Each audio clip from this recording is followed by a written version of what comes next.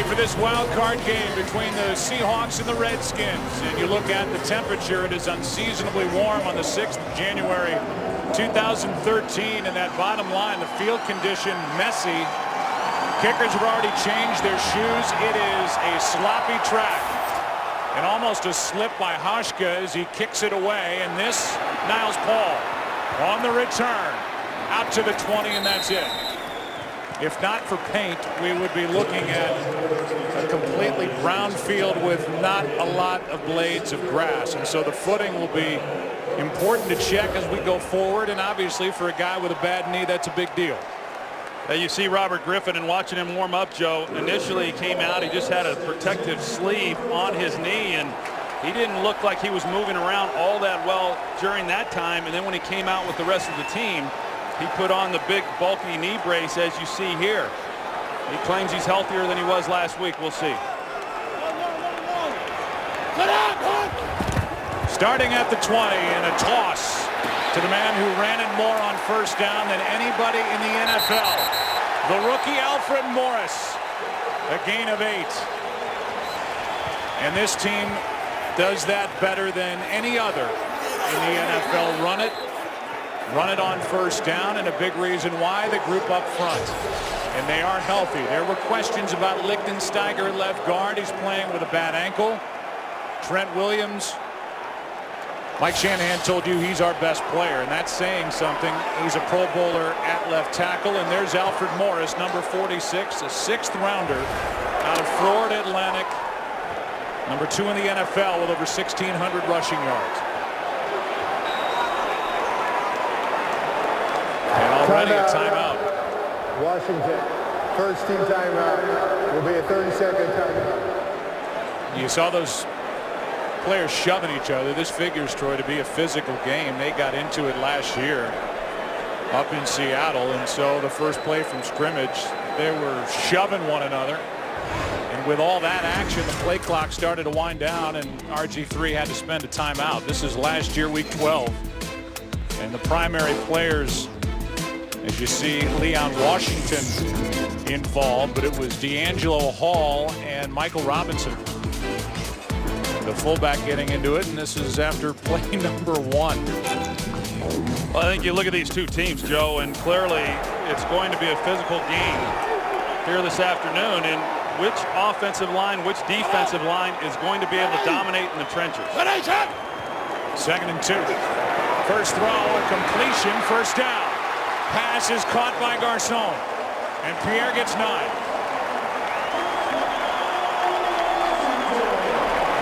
And now the defense, which is big up front, speed on the edges, and they've got defensive backs that are tall and very physical. Brandon Browner coming off a 4-game suspension. He is back in the starting lineup across from Richard Sherman. Back to Morris, a lane to run. And 2 good runs by Alfred Morris to start his day. This one good for 9.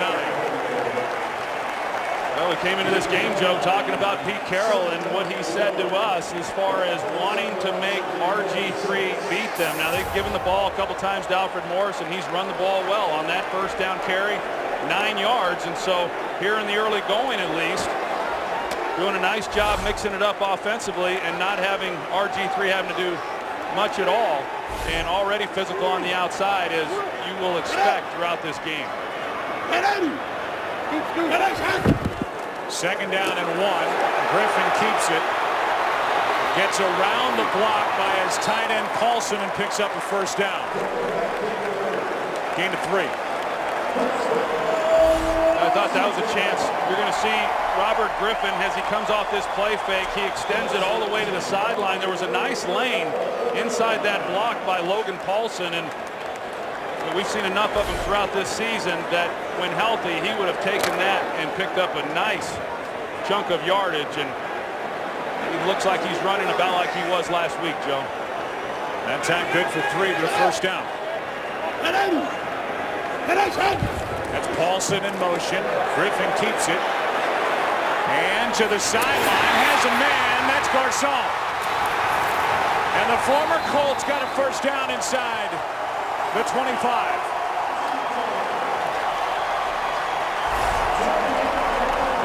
RG3 off play action. So much of what they do is with that action in the backfield. They protect it up nicely. It gives Pierre Garçon a great opportunity on the outside for a little bit of a double move. He gets Brandon Browner running, and that then creates the separation. Now remember, Browner, who missed the last 4 games, is back today, but Pete Carroll said he was going to be watching to see how healthy he is.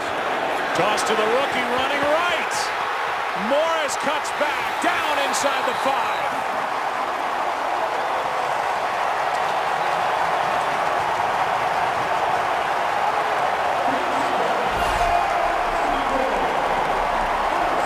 See Niles Paul and Tyler Columbus, the job that they do, securing the edge and the running lane that's afforded Alfred Morris. That's a heck of a hole right there for anybody.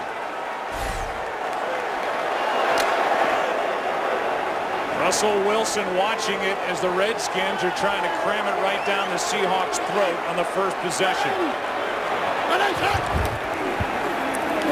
Now running left. First time he's carried it to the left side, a loss of 1. Earl Thomas, the safety, came up to make the stop. This offensive line is really doing a nice job, and I think Pete Carroll's got to be pretty surprised because he seemed to come across pretty confidently the other day in saying that we think we can control Alfred Morris. It's if RG3 gets going that we may have some problems. They haven't had to rely much on RG3 as a runner. He's made a couple nice throws, but Alfred Morris right now doing the damage. Lichtensteiger is down. He's been bothered by a sprained ankle. He needs help to get off the field, so while he walks away, we'll step away for just a minute. 2nd and goal when we come back. Sponsored by Southwest Airlines. Find our fares online only at southwest.com.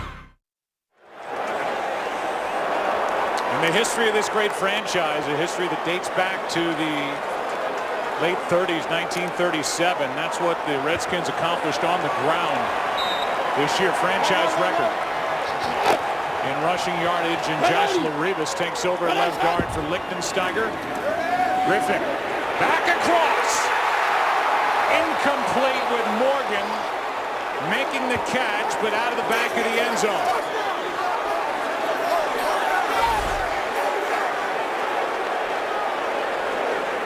You see is if he's able to get his feet down. Good call right there. He gets his left foot down, Joe, before he gets knocked out.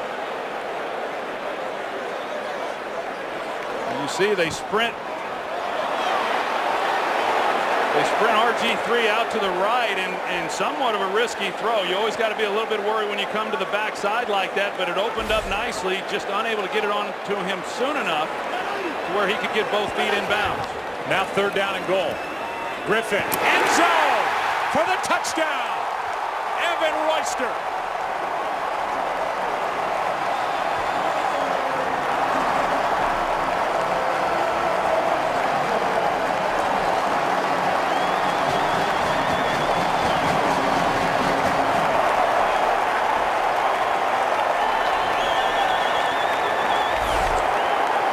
Great job by Evan Royster as he comes off on the option route. He sees the linebacker run out. He just hooks up, and they put the ball right on him. It's a good read there between Royster and RG3.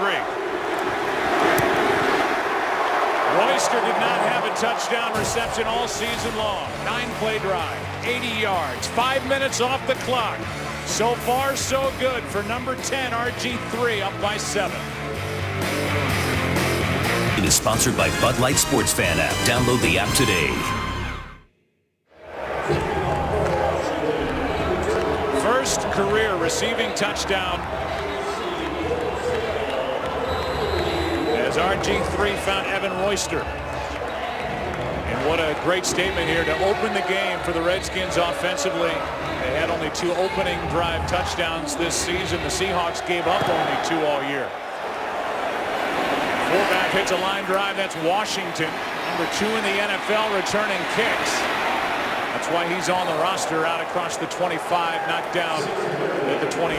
Well, you're going to see Cam Chancellor, the safety here. He runs out, and then it's just a hookup here. It's an option route by Royster, and he's just going to find the hole in the defense. It's zone coverage. He gets across the goal line, hooks it up, and then RG3 just puts it right on him. And boy, the Redskins had everything going there. A lot of Alfred Morris, and then for Robert Griffin, he did a nice job throughout that series of throwing the football. Third-round draft pick Russell Wilson, 75th pick overall. Seahawks have their man.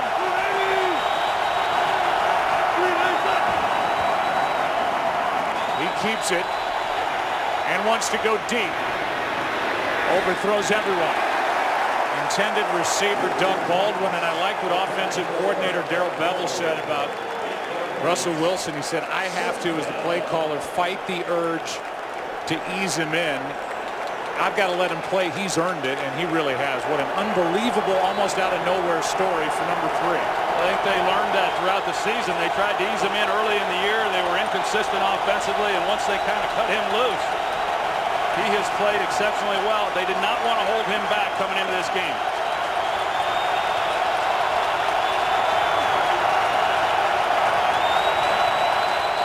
Second down and 10. Wilson has a receiver. Pass is caught. It's the tight end Zach Miller. And with Williams on his back, a gain of 8. So 3rd and 2 coming offensively up front. They've got a couple of Pro Bowlers with J.R. Sweezy at right guard, a guy who was drafted as a defensive lineman. Now he's a starting guard in a playoff game. And then Marshawn Lynch is a beast at number 24 out of the backfield.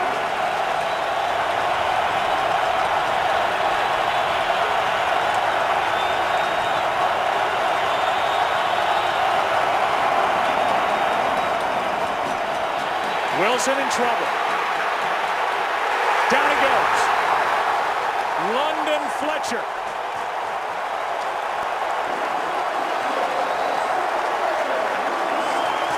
With help from Stephen Bowen, it's 3 and out.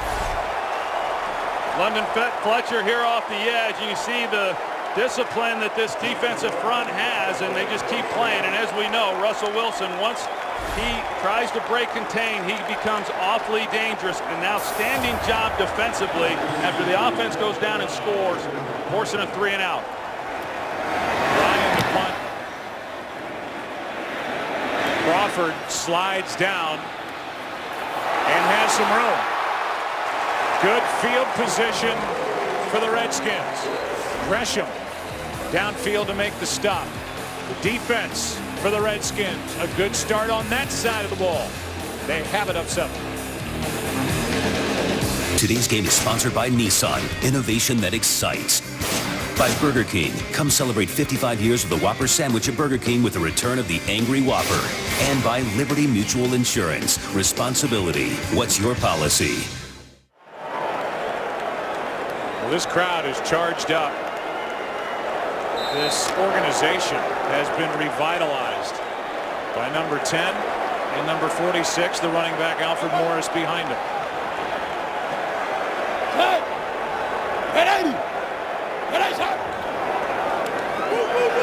Griffin keeps it. Has a chance to get rid of it, but he keeps it and will turn it into a positive play. A gain of 1, and we go down to the field and Pam Oliver. Well, Joe, Griffin led that Redskins scoring drive. He had problems with that communications radio in his helmet again. Remember last week, they had a terrible time with that problem too. They're working feverishly to get the backup fixed right now. And meanwhile, Corey Lichtensteiger, he is questionable. He's re-aggravated that ankle. Back to you. So because of that, Josh Laribas, who's a rookie, 3rd-round pick out of SMU, who got a lot of work during the week, is in at left guard, 2nd down and 9. Toss to Morris, and he's had a lot of room to run here early. Gain of 6. J.J. Wright on the stop for the Seahawks. Looked like there might have been a little bit of confusion there in the backfield with RG3 as far as how he came out. We see Pierre Garçon now going out of the game. As we know, he's been battling through that toe injury that cost him 6 of the first 9 games, and a lot of people thought maybe his season was going to end. But he came back and he's really been productive and has helped this football team. That looks, he's grabbing his ankle. That's a huge blow to this offense. Now 3rd down and 3.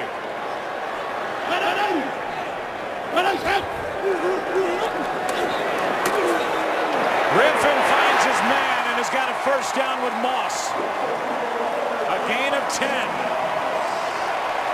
And the vet Santana Moss in his 12th year has a 1st down. Yeah, Santana Moss, he's been working that slot position, you know, really throughout this season. And you know, Mike Shanahan had a talk with him at the start of the year. He needed to lose some weight, wasn't making some of the plays a year ago that they felt he should have made, and he's had an outstanding season, and it's been a great compliment to these other receivers throughout the year. Now it's Morgan and Hankerson on the outside on 1st down. Griffin comes underneath and trying to hit his fullback Young. Pass too low. Griffin has almost that sleight of hand kind of magician's mentality where he makes the defense play where's the football. And as he told you on Friday, once he does give it up, he raises his arms to let the defense know he doesn't have it so he doesn't get pasted. Now this one here, you see the follow through with that right hand. It looks like he might have gotten his thumb on a helmet.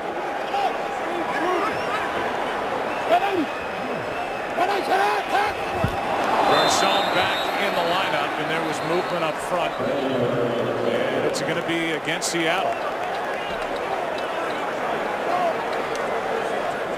Neutral zone in front.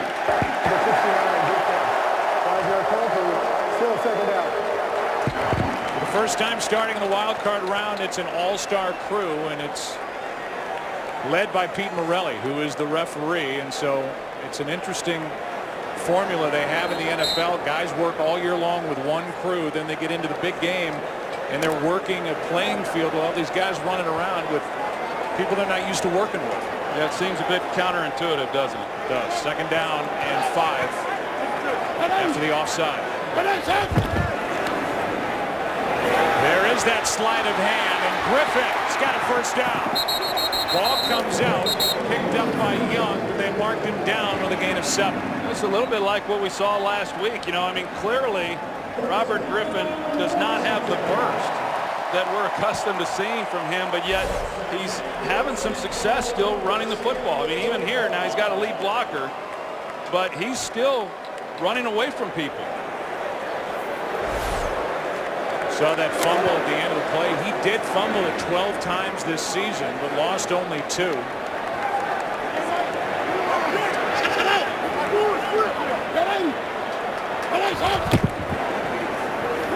Hands it off this time to Morris running left. He's been running right with more success, and Morris gets 4. Brought down by Bobby Wagner. Griffin on that previous play as Hill knocked it out. He was able to corral it and was down with the football. So no fumble, and this Redskins team only turned it over 14 times, a franchise record. Yeah, really both these teams did a great job protecting the football, especially considering that they both have rookie quarterbacks. 2nd and 6. Morris spins his way to the 15. 3rd down and 1 coming up. This offensive line is really just beating up this defensive front, and you don't see that very often against this Seattle defense. It's a big, physical, active group, but the Washington Redskins are taking it to them, and Alfred Morris, who last week had a season-high 33 carries, you wonder how's he going to bounce back from that. And you know, he's young. He said, hey, I feel fine. I'm not any sorer this week than I've been at any other time during the season, and he comes right out of the gates in this one running well. 3rd down and 1. Griffin keeps it, finds his tight end, Paulson. And Logan Paulson's got a 1st down. Inside the 5, a gain of 11. You see the look of concern on Pete Carroll's face, and a great finish by Logan Paulson, and he's protecting the football as well, Joe. And as good as these offenses have been protecting the ball, the defenses have been just as opportunistic, taking it away. There's a real point of emphasis throughout this week. And I said it before, you get into these playoff games, it's who protects the ball the best that typically goes on to win.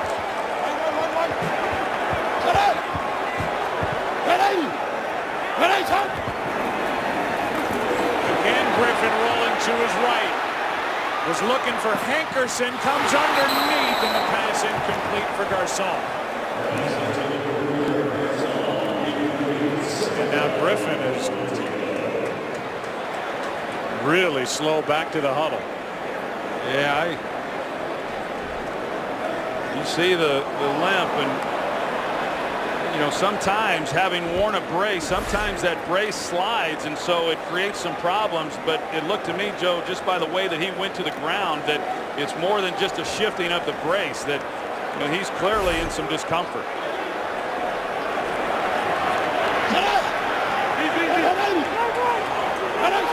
In that pistol formation, handoff is to Morris.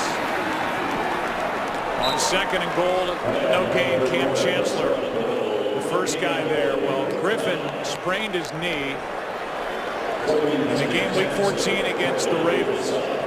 He came back into the game after coming out initially, played 4 more plays, and Kirk Cousins, a fellow rookie, got him into the end zone. They won that game in overtime, and Cousins made a start at Cleveland the next week. Won that game as they're on a 7-game winning streak. And that sideline's got to be awfully concerned with what they're seeing body language wise out of Griffin.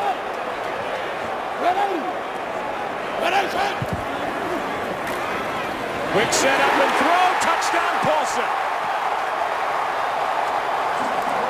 And a flag at the end of it for a hit on Griffin.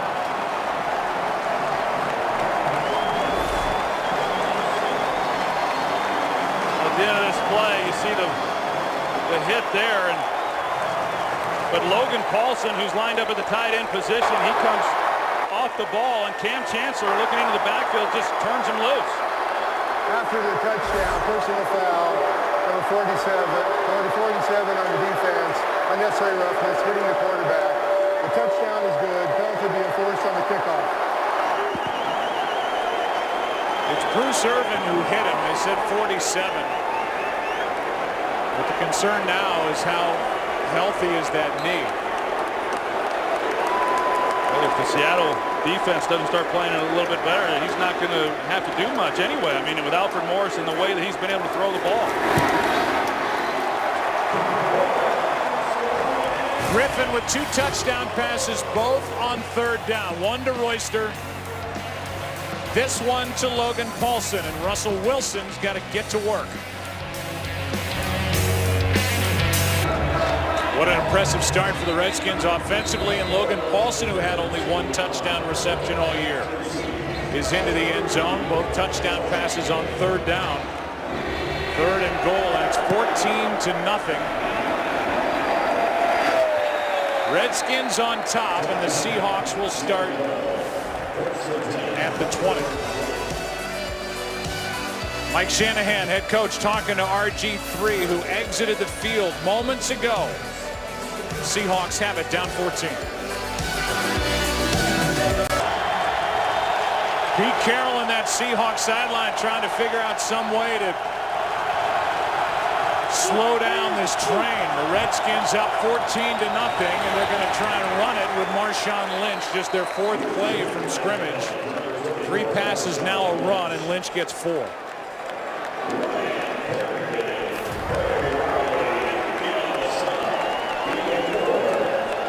Joe, I think Pete Carroll's absolutely stunned by what's happened here in this first quarter. I don't think he anticipated for a moment that the Redskins would be able to come in with Alfred Morris and run the ball as effectively in this game as they did last week against Dallas.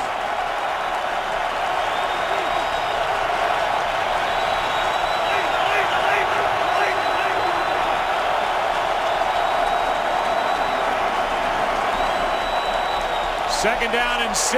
Wilson goes down. And it was Riley off the edge.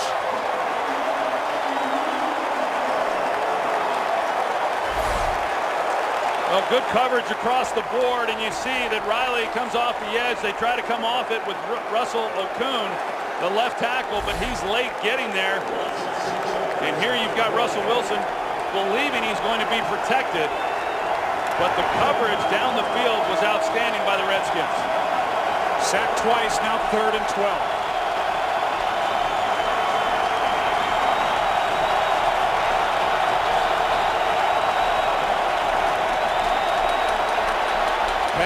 Is a little bit underthrown, and what an effort by Zach Miller. Spinning his way to the marker, and it's a first down for the Seahawks. A big play when they needed it. Boy, it sure was. I mean, they needed to get something going offensively, and just an outstanding catch by Zach Miller, and then even after making the catch, being able to pick up that first down. Russell Wilson once again under pressure with just a 4-man rush.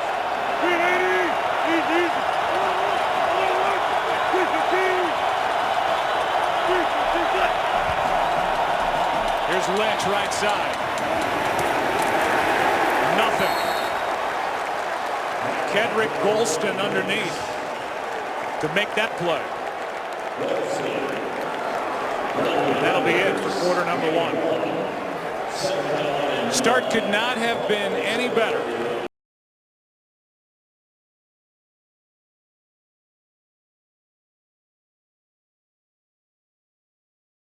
Quarter number 2 back after this from your local Fox station. Stats are a little lopsided as the Redskins dominated that opening quarter, and the Seahawks on a 2nd and 9 to start the second quarter, try and get some momentum, something rolling.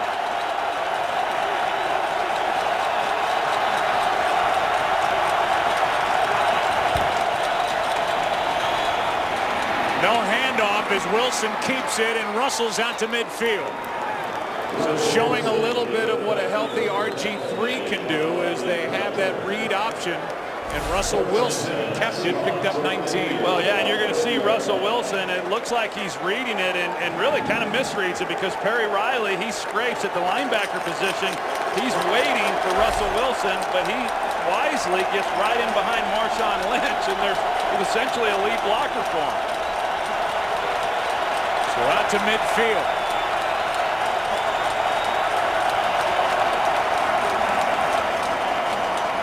Again, he keeps it, looking to throw it. Lynch, who he faked it to. Adieu Williams can't bring him down, and a lane on the outside as Lynch is going to pick up about 9 as Lorenzo Alexander is out there to make the play. Well, we see some of the read option type stuff from Seattle, but it's very different from what Washington does offensively. But early in the season, this is not what they were doing. And Pete Carroll saw what Washington was doing with RG3. He liked it. He went to the offensive coordinator Bevel, and they implemented some of it. It's been very successful for them. On 2nd and 1, Turbin carries it. And another piece of this very good rookie class for the Seattle Seahawks has 2 yards and a first down. Fox UFC Saturday returns January 26th, the championship fight, as Demetrius Johnson puts his title on the line against John Dodson. Rampage Jackson returns to take on Glover Teixeira. It's not on pay-per-view. It's live, it's free, and it's only on Fox, January 26th at 8 Eastern.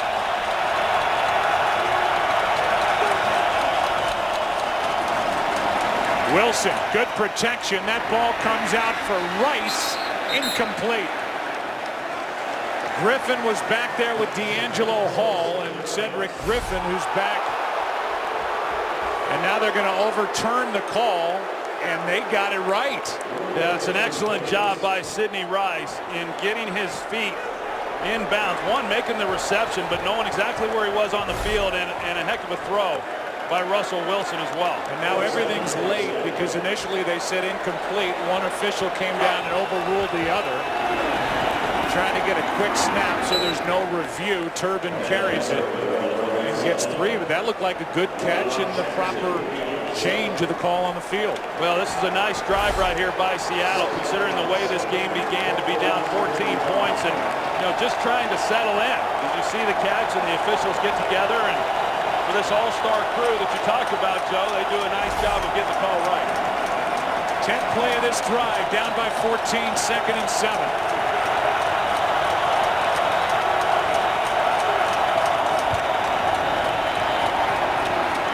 Wilson well protected. End zone incomplete, nearly picked off by Dowdy. And Doug Baldwin hit Dowdy in the back and helped Russell Wilson avoid what could have been a big pick. This Redskins secondary, they've latched on to these receivers, and they've been good in in coverage. And you see across the board, and almost a huge mistake by Russell Wilson, something that he really has not done. He's trying to get it to Baldwin, but this is where he was initially trying to go with the ball to McGrath, but makes an ill-advised throw at the end of the middle to Baldwin, and Baldwin does an excellent job of breaking that up. Now 3rd down.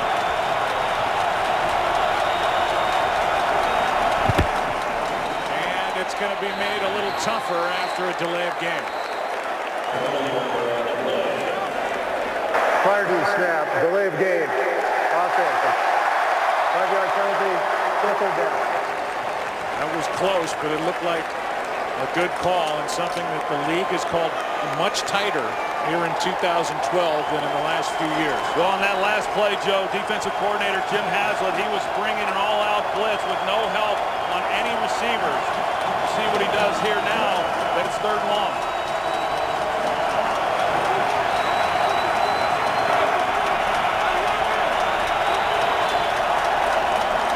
Each side has used a timeout.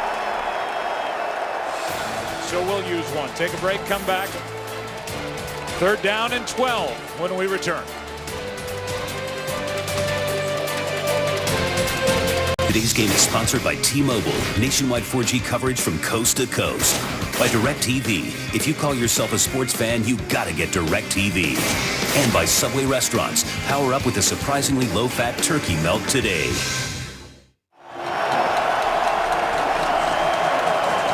Third down and 12 for the Seahawks, down by 14.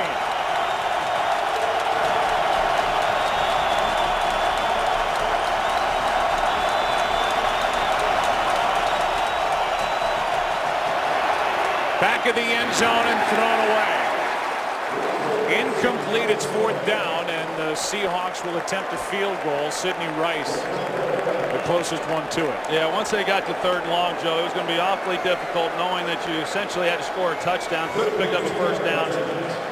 But the Redskins, I tell you, Jim Haslett coming into this game, what they have done defensively over the 2nd half of this season has really been good. The yards that they've given up throughout the year really do not tell the story about this defense. Hauschka from 32.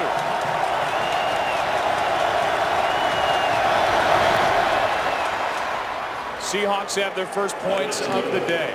14-3. All eyes will shift back to RG3 as the Redskins will take it up by 11. A look at first 2 of the greats.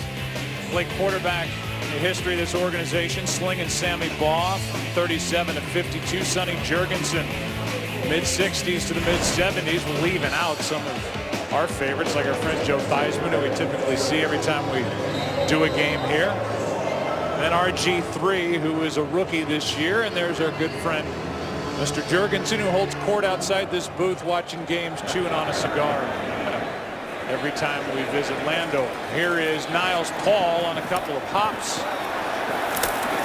A decent return out across the 20, and we'll go down to the field and check in with Pam Oliver. Well, Joe, there was naturally a flurry of activity down here when Griffin limped off the field. He was taken to a small room behind the bench by team trainer Larry Hess. Then Dr. James Andrews, the noted Dr. Andrews, he slipped back there but quickly exited. The Redskins say there is no injury information to report.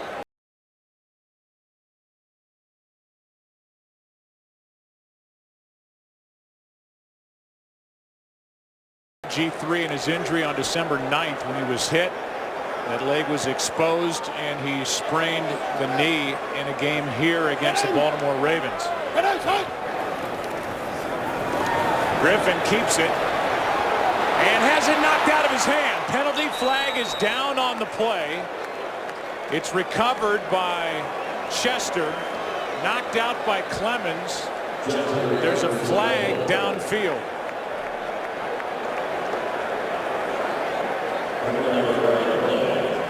So they'll try and sort that out as Chris Clemens, who was with the Redskins. Illegal contact. Number 39 defense.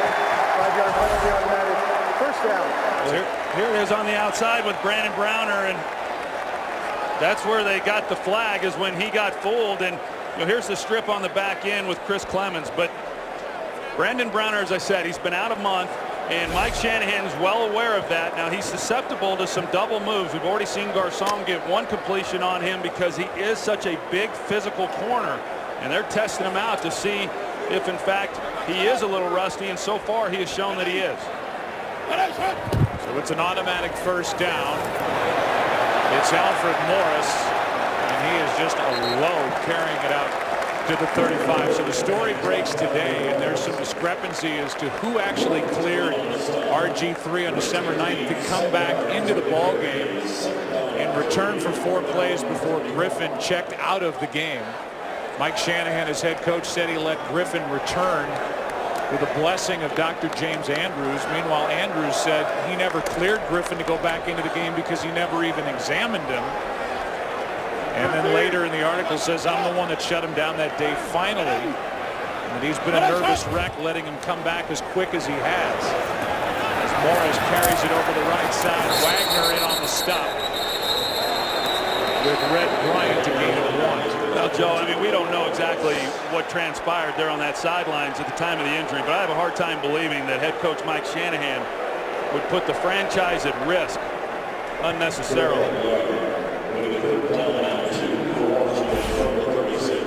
It's 3rd down and 2, and here is what the Seahawks do best: is Pierre Garcon and Brandon Browner get into it. Well, even right there, I mean, you can see the size of Brandon Browner. I mean, this guy is 6'4" and 220 pounds, and he's a physical player. 3rd down and 2. Griffin throws late and low for Logan Paulson, and it's 4th down. That was a good stop then by Seattle. Even though offensively they were disappointed with a nice drive having to settle for a field goal, the defense had shown no ability to be able to stop this Redskins offense. So a good stop for them in forcing a punt. Punt from Sav Rocca with Leon Washington waiting for it. Under 10 to play in the first half. Fair catch hauled in by Washington out across his own 25. 38-yard punt. Seahawks will have it. Down 11. Today's game is sponsored by Cadillac, the standard of the world. About 125 miles south from here in Richmond, Virginia, is Collegiate Prep School, where Russell Wilson attended, a standout player on both the football field and the baseball field. He was drafted by the Rockies in the 4th round of the 2010 draft.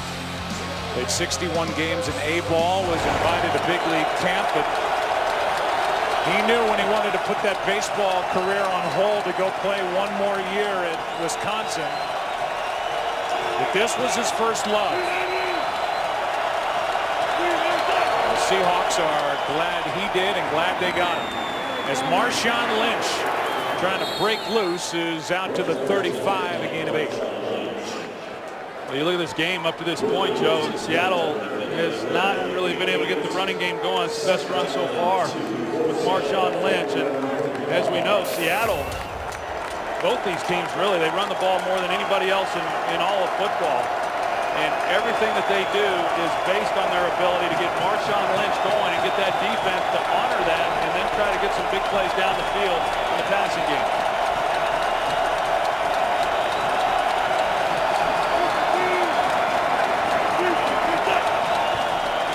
Second down and 2, Lynch again. Out to the 40 and a first down for Seattle, brought down by Kerrigan.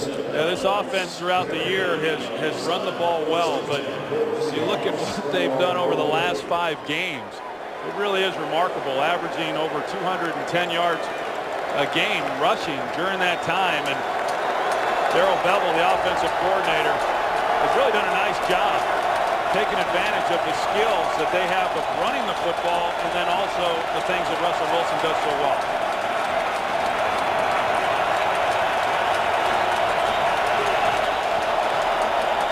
Penalty flags fly.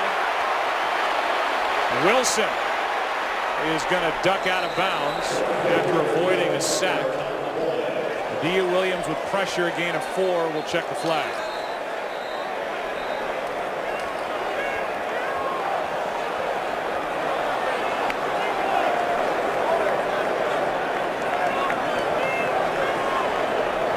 Pete Morelli getting it straight. Offside. Number 50, defense. 5-yard penalty. Remains first down. We'll get Rob Jackson, who had one of the 3 interceptions week 17 against the Cowboys to win the division. Yeah, Rob Jackson, he was the one who was called, and you're right. I mean, he's playing the position of Brian Orakpo, who's essentially missed the entire season, and he's been a real playmaker here over the second half of the year. So first down and 5. Ball pops out. Loose and picked up by Lynch. And Marshawn Lynch is going to be out of bounds just outside the 35, and what a break as number 24 was there to pick up the loose ball. Well, it sure is. Marshawn Lynch, he's being, they're faking it to him here. And as he tries to pull it out, Russell Wilson, that's when the ball comes loose. But Marshawn Lynch, even after going through the line of scrimmage, he's able to keep the play alive and recover that fumble and turn it into a nice game. A gain of 18.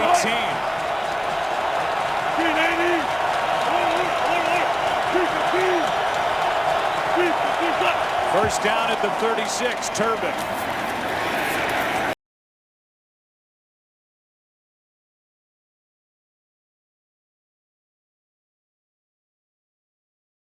Starting at right guard, and then defensively their middle linebacker, Bobby Wagner, who set a rookie record for tackles, and Bruce Irvin, who had 8 sacks. I mean, this is not just a great rookie class for now, but this should propel this Seattle team to be good for years to come. Yeah, Pete Carroll said if they have the run that they expect to have in future years, it will be because of this rookie class.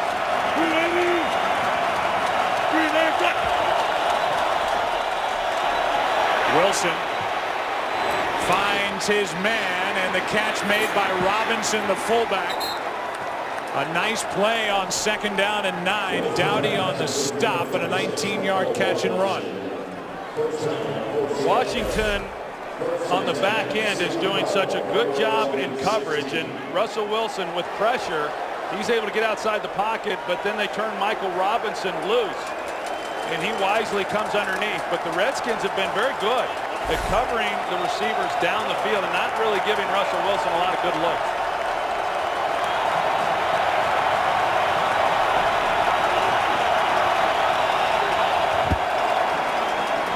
Wilson keeps it. Gets a block from Tate and sets up first and goal at the 5. A gain of 12 by Russell Wilson. Well, this is the Seattle version of how they run the read option, and they're going to be keen on Ryan Kerrigan right out here. And that's who Russell Wilson is looking at. And if he collapses as he did, you pull it out, and you've got yourself a nice run on the edge with no contain. Popped by Dia Williams, but first and goal at the 5.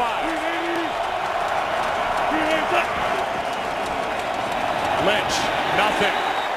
And off the edge, the play was made by Dowdy.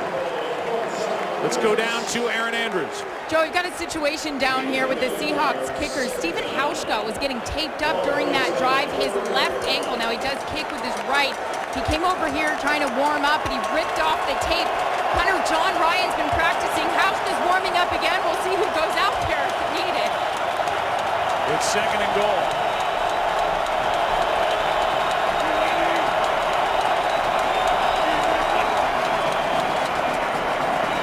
Wilson, Robinson, wide open for the touchdown.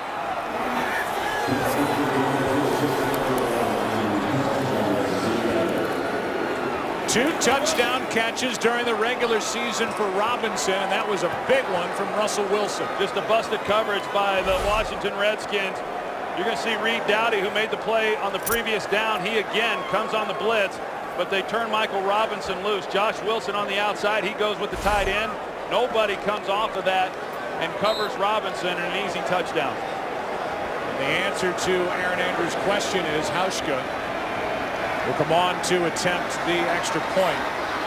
Footing is awful on this field, and the reason why these guys are slipping, and Hauschka just able to knock it through, tiptoeing up to the football. A break on that fumble. Lynch picked up 18, and later Michael Robinson, the fullback, into the end zone. Carroll's fired up. So are the Seahawks, now down 4. Place kicker for the Seahawks, Stephen Hauschka, is still out there on the field. He was getting taped up, as we heard from Aaron Andrews earlier. Twisted his left ankle, and so John Ryan, the punter, will kick off for the 3rd time in his NFL career. It stays in bounds, and it's returned by Niles Paul out across the 25. And so while the offense for the Redskins goes back on the field in RG3, we're now seeing what Seattle can do and the pressure and stress that Russell Wilson can put on a defense. Yeah, I think you look at Seattle coming into this game. I mean, they're a young football team, and they found themselves down 14 points and really scrambling. I think it caught everybody by surprise what Washington was able to do there in that, the first couple of possessions, but they've settled in the last 2 offensive drives. It's really been huge for the Seattle team to come away with 10 points.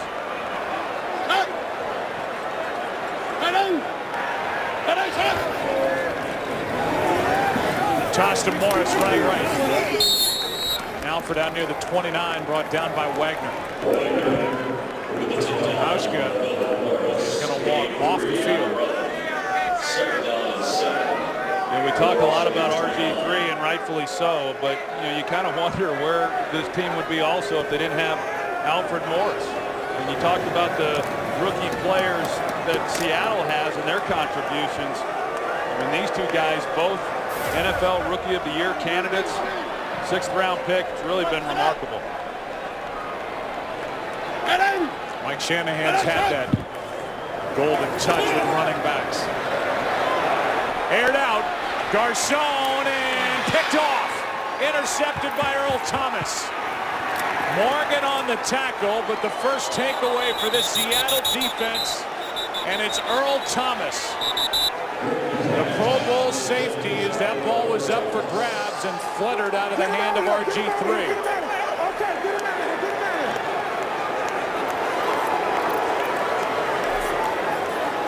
Earl Thomas, known as a great deep ball hawk, and he went back there and took it away for the interception. Well, Earl Thomas is going back to the Pro Bowl for a reason. And you see, I mean, he reads this the entire way. There's nobody on the other side of the field to hold him. And a ball that was thrown late, that was easy for Earl Thomas to get over the top and make a play on that. RG3, who held it just a tick longer, and you need to get that ball out towards the sideline, thrown too far to the inside, unable to hold Thomas in the middle. And a relatively easy play for the Pro Bowl safety. Right back on offense, down by 4. Wilson keeps it. Slings it over the middle. He's got Rice, and that's going to be incomplete. Had it for a moment, lost it.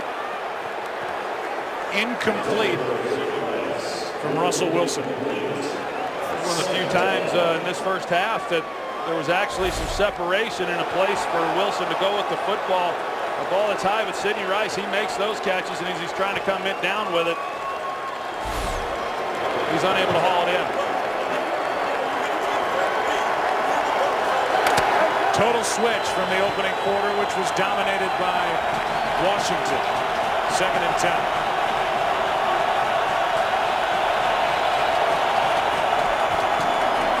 Wilson keeps it. Brought down by London Fletcher after a gain of 5. talked a little bit earlier about see some more pushing and shoving, and D'Angelo Hall. He's been a good cover corner throughout his career, takes a lot of chances. One of the things that I've been impressed with him over the years is his ability to put his head in there and make a tackle, but he won't back down from a scuffle either. Not afraid to start one either. 3rd down and 5.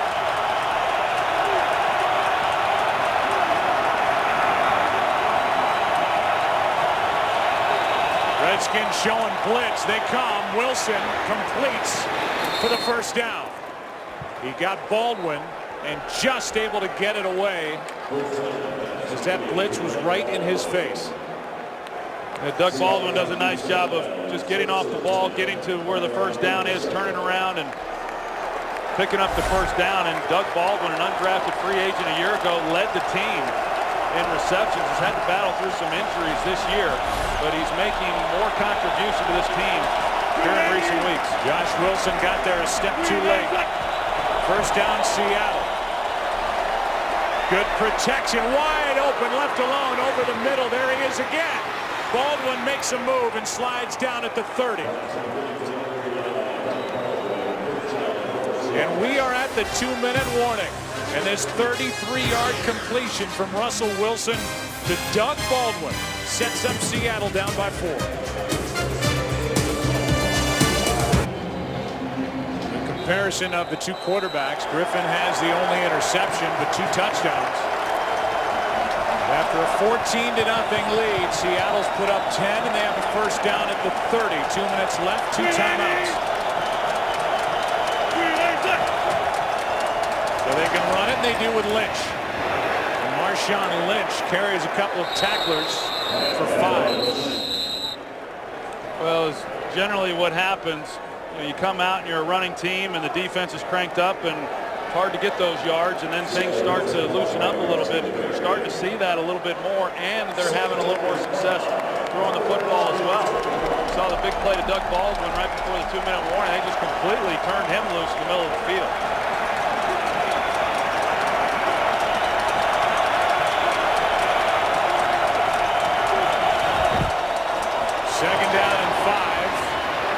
Lynch takes it and spins down inside the 20. He's got another Seattle 1st down.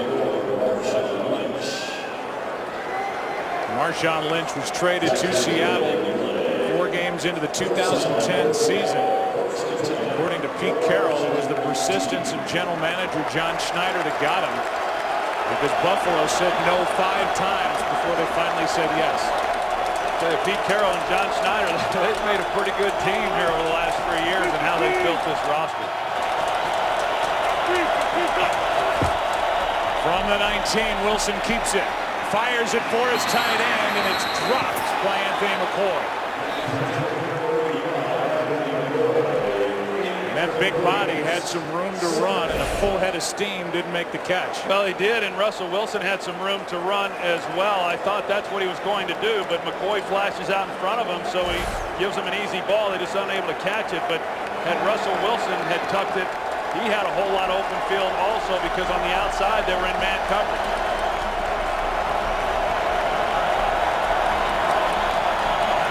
Second and 10.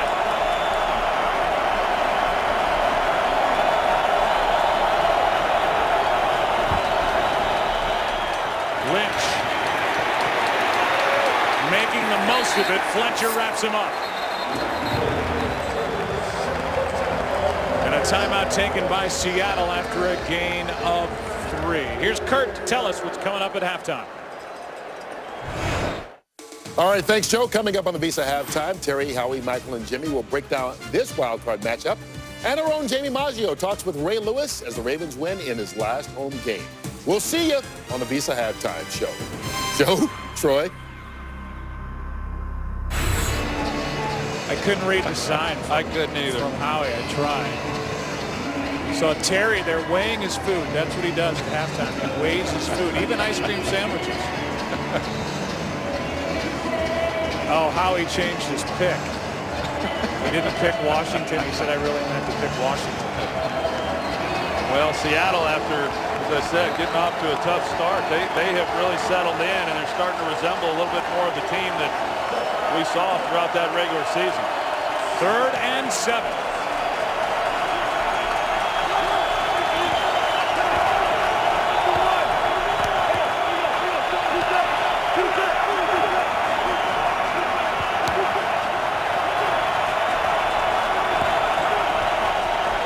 Just got it away. Wilson fires. He's got Golden Tate, and Tate is short of the first down. So now the question is, how healthy is Hauschka? Is he healthy enough to try a short field goal? They're going to let the clock wind down, spend their final timeout.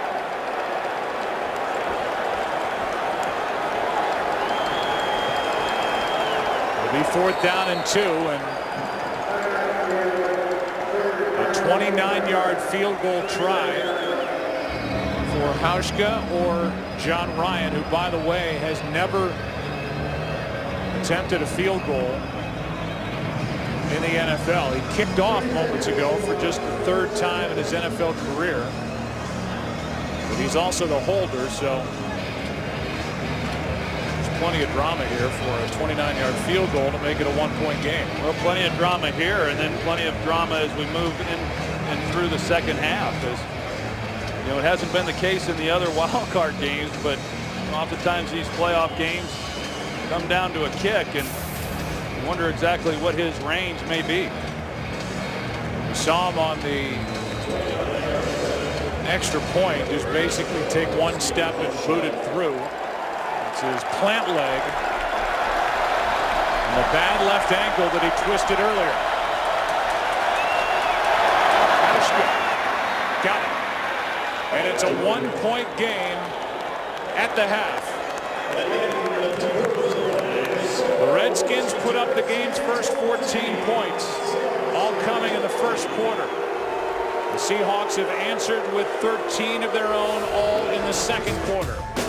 And Pete Carroll's crew on the road have closed it to a 1-point game. Visa halftime coming up after this from your local Fox station.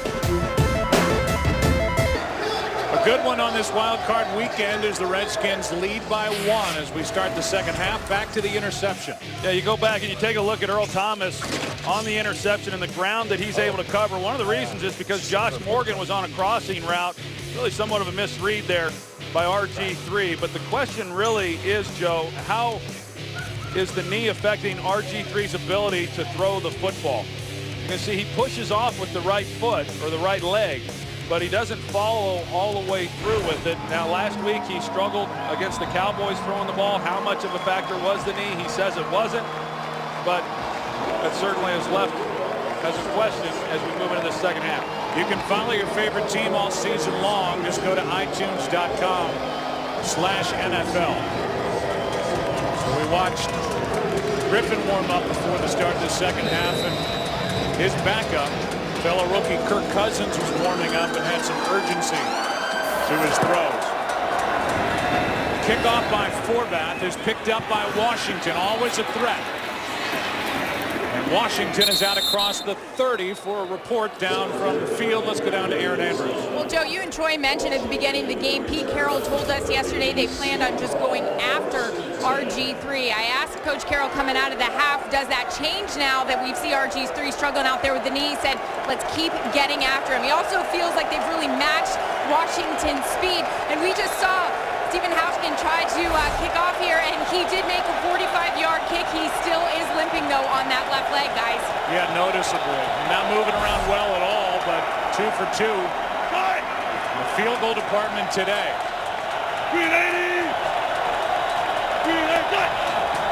Start of the second half. Starts with a run by Lynch. Tried the left side. Now comes back to the right side. He's got Russell Wilson out in front of him blocking. And Wilson allowing a little more room for Marshawn Lynch, who carried it for 26 yards. Well, first of all, it's a great job by Marshawn Lynch being able to traverse field here and get on the corner. But look at Russell Wilson and the job that he does. Now, last week in that game against the Rams, I mean, he led the way very similar to that play right there and knocked the guy right on his back. I mean, what can you say? The guy's done it all. 5'11", 206.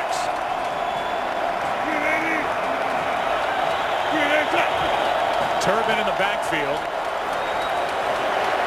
Wilson finds Turbin. And he's inside the 40. And for a report from the other side, the Redskins side, here's Pam. Well, Joe, some concerned faces as the Redskins headed into the locker room. Mike Janahan, he told me as they came out that he felt like the defense especially lost its composure. He said we also have to get off the field on defense. Back to you. Well, the defense has been playing much better, obviously, during this 7-game winning streak that the Redskins bring in after a rough start the first 9 games of the year. They started out the game well, but in the second quarter, gave up a lot of yards as Turbin carries. Knocked down right at the marker. Depends on the spot. Perry Riley on the tackle. Well, when this game started, Joe, defensively, they've done a pretty nice job. You know, they were able to slow down Seattle, of course, offensively, which has really been the case throughout the year. Their ability to control the clock and then get points has helped out this defense.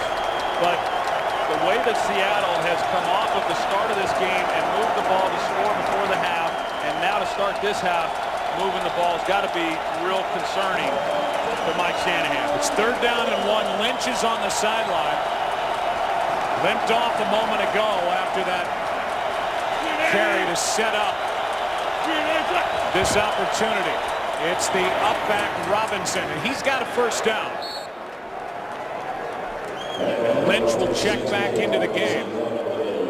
Last 3 possessions much better for the Seahawks, who started 3 and out the first 2 times they had it. Yeah, they just settled in, and even as relaxed as Russell Wilson was and as confident as he was coming into this game, it's only natural when you experience what this environment is like, playoff atmosphere, but he has settled in here.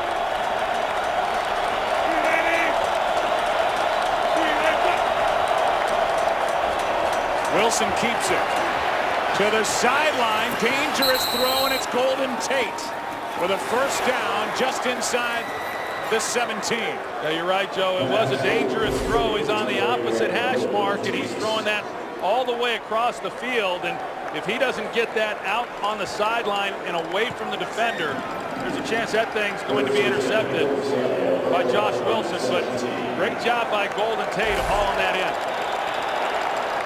4th red zone possession for the Seahawks. Number 10 in the red zone during the regular season. Little trouble with a snap, no trouble with a handoff, and Lynch is down to the 2. Russell Wilson barely got it to Marshawn Lynch. It was good for 15 yards. See, he bobbles it there. He's able to get it just in time. Whether or not that was a read, hard to know. But Rob Jackson, he comes up the field, so it was good that it was handed off to Marshawn Lynch. Russell Okung, the left tackle, with a big block. Here's Lynch, right side, cuts upfield. Down to the 1.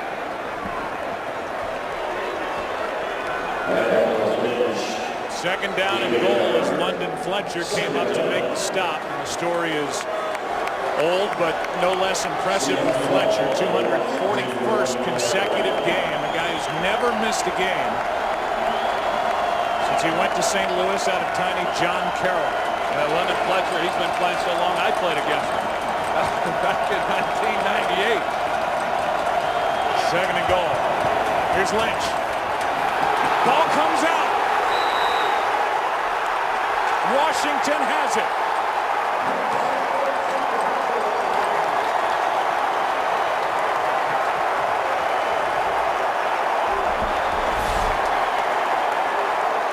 Well, that's what this Redskins team has been about all season long, is being able to create takeaways when they've had to, and they needed one at that moment. London Fletcher in on it. Fumbled by Lynch. Redskins have it up 1. Today's Game on Fox is sponsored by Southwest Airlines. Find our fares online only at southwest.com. By Ram Trucks. Guts, glory, Ram. By Domino's. Oh, yes, we did. And by Frost Brewed Coors Light, the world's most refreshing beer. Pretty remarkable that the Seahawks, who were led by a rookie quarterback, did not turn it over in 54 red zone possessions during the regular season. They do here. Their 4th time in the red zone. Recovered by Jarvis Jenkins. The handoff is to Young. Let's go back to the fumble. Yeah, Barry Cofield, he gets pressure right in the interior part of this line, and you see the helmet on the ball. It comes loose. Jarvis Jenkins is the one who's able to recover it. Now, Marshawn Lynch fumbled the ball 5 times during the regular season. He had only lost 2 of those, but he has been a guy who's put the ball on the ground. Now, you get a helmet on the ball like that. That's hard to hang on to. So now 2nd down and 7. This is our first look at RG3 after the break. Looked like a busted play as Garcon makes the catch and then runs into the big body of Alan Branch. Looked like there was a miscommunication in the backfield of that play, Joe. It's about the 2nd time I've seen it. That RG3 comes out, he goes to his left, the backs, everybody else went the other way. I don't know if the play didn't have much of a chance right from the start. Right now, with it being 3rd and 5, the Redskins, they just want to pick up this 1st down and try to recapture some field position. That special teams coordinator Danny Smith talking to Mike Shanahan. Then back inside their own 10, 3rd down and 5. Here's Moss, 1st down. Santana Moss with a big catch on 3rd down and 5. And a 1st down for Washington, so a little breathing room. Well, one of the things that Washington has done is you see the splits and how they stack the receivers. And as we know, Seattle likes to get physical with these receivers, and that kind of allows them to get a better release off the line. One of the Seahawks is down. That's Chris Clemens. A look at him. We'll take a break. Looked like the left knee of Chris Clemens just gave out. Able to get up and walk off the field. Bruce Irvin led all NFL rookies with his 8 sacks. 1st-round pick out of West Virginia. In the lineup, and a toss to Morris running left. Alfred Morris picks up 5. Knocked down by Mebane.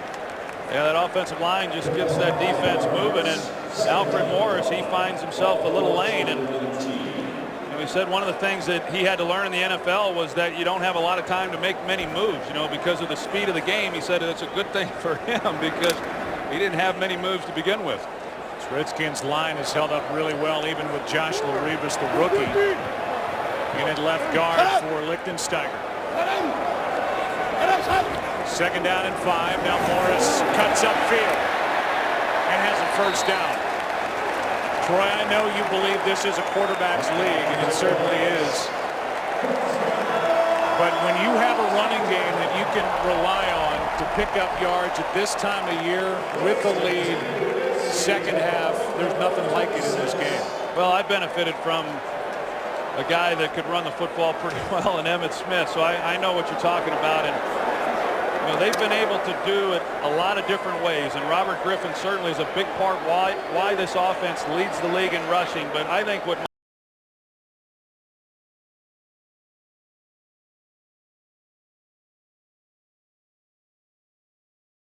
by Browner. Got around a block of Logan Paulson, who was out there in a 3-receiver set, wide to the left, and no gain on 1st down. There's Kyle Shanahan there, and he's the one who's calling the plays, and so he brings this zone blocking scheme and the running game that we saw run so effectively in Denver with Mike Shanahan, and then you include the read option and the things that Robert Griffin did there in college at Baylor, and it's been really something to watch.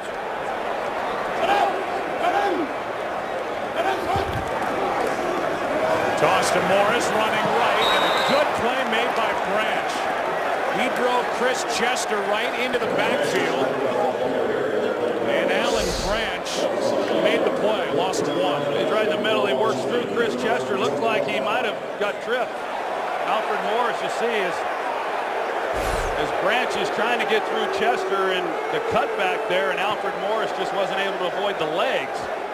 But a good play nonetheless. Garcon left the field as he and Browner got into it. They got a reaction from the crowd, and then Garcon had to go to the sideline. Third down and 11. Over the middle, that is tipped by Sherman. And it was behind Morgan. It looked like the pass was intended for Morgan. And that throw got away from RG3. Yeah, it sure did, because Josh Morgan was wide open across the field.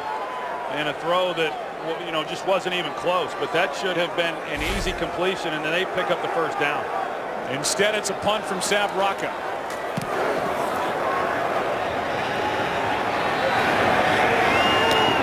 Leon Washington from inside the 25.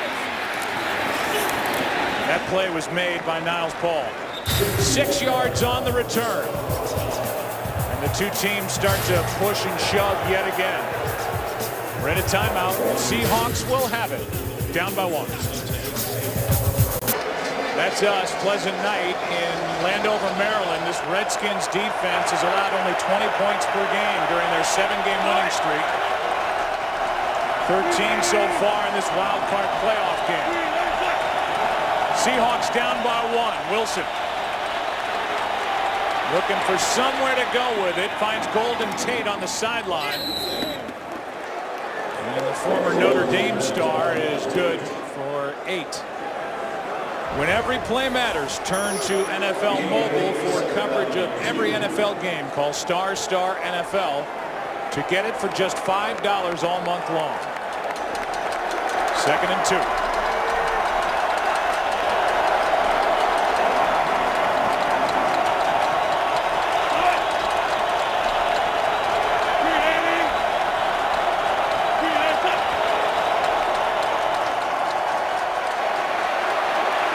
Wilson again has to scramble to his left.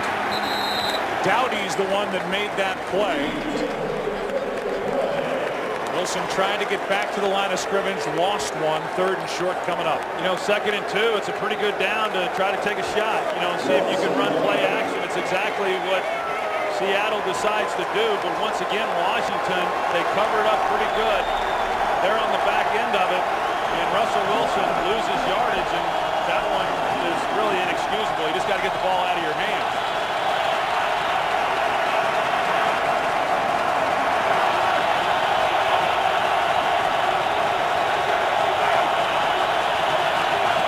Blitz. 3rd down and 3, incomplete. But a flag is down. And it's against Washington for an automatic first down. Josh Wilson here, number 26. He holds Sidney Rice as he's trying to come out of the route. Russell Wilson, because of the pressure, not able to hang on to the ball. They've got to get it out. Josh Wilson knows it, but he grabs him and gets called. It's only the 2nd Washington penalty of the game. They called it on Hall. Wilson was guilty of it as well. Jim Haslett, who blitzed 48 times against the Cowboys in Week 17, brought a blitz, but the penalty gives the Seahawks a first down. At their own 41, Wilson keeps it again. Right up the middle. Russell Wilson into Redskins territory. And down inside the 30.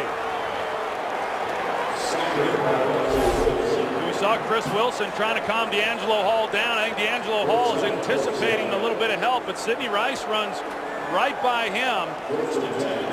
Russell Wilson just does not see it, but you see how much room he did see in the middle of the field. He takes it and still gets a huge gain off the play.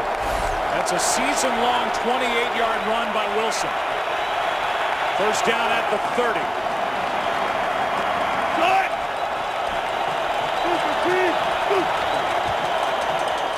Lynch, first carry since his fumble, gets 1.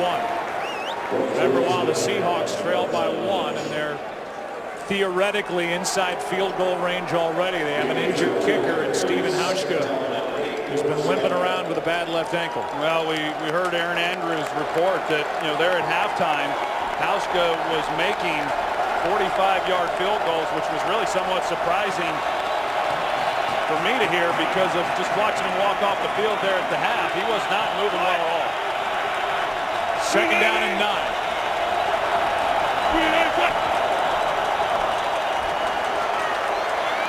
gets to the end zone and incomplete for Baldwin. Now 3rd down and 9, and you're looking at a field goal try of about 48 yards from here. Boy, Seattle blocks that up nicely, and you see one-on-one and just a lot of field there. And as we've seen throughout the year, you know, Jim Haslett will bring pressure. At times he'll leave his guys on an island, but Seattle just unable to convert.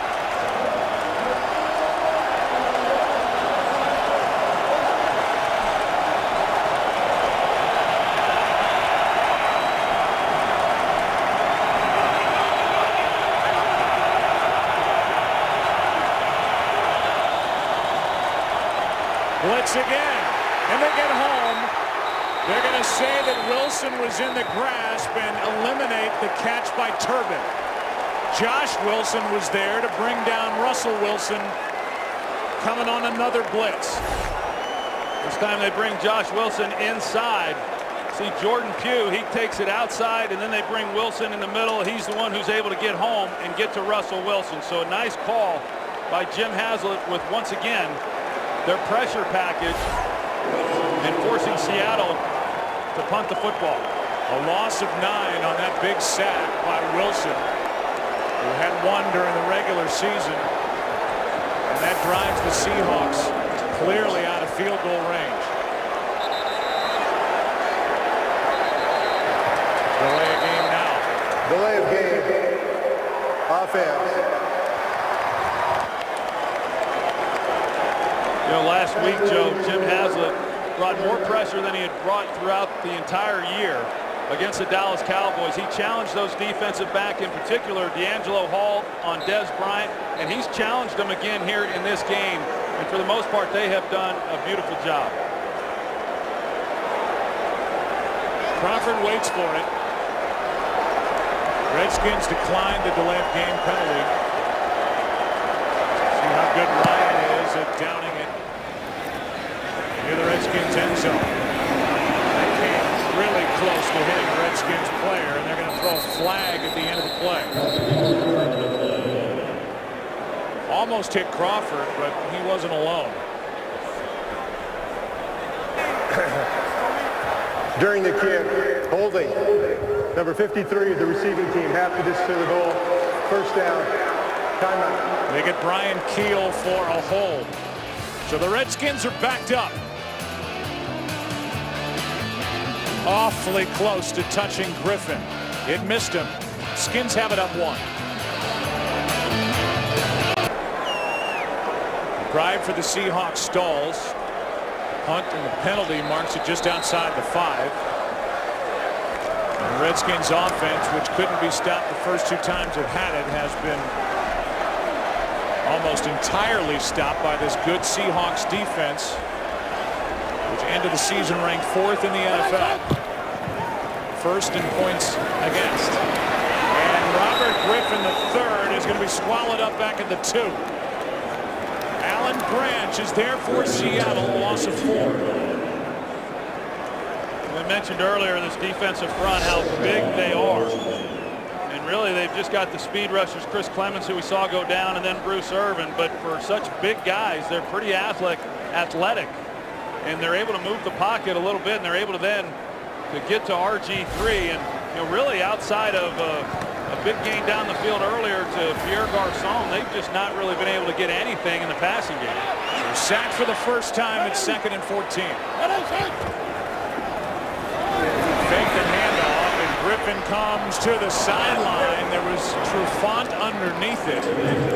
Pass intended for Morgan, incomplete. Let's go down to Aaron Andrews. Joe, Troy was just talking about that big defensive front for Seattle. They will be without Chris Clemens. He is doubtful to return. We saw him getting tested on that left knee, and then he went back into the locker room.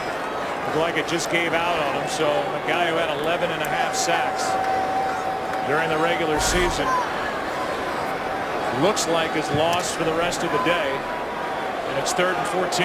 Well, anything the Redskins can do here just to give their punter some room to work would be good. Over the middle, it's Garçon. He's out to the 10, that's it. And good work by the Seattle defense. And as we are under half a minute to play in the third quarter. Well, the last two offensive possessions for Washington have started inside the 5-yard line. The last one, at least the Redskins were able to move the ball and reestablish some field position, but this time Seattle defensively forces the 3 and out. Rocket gets rid of it and hits a booming punt.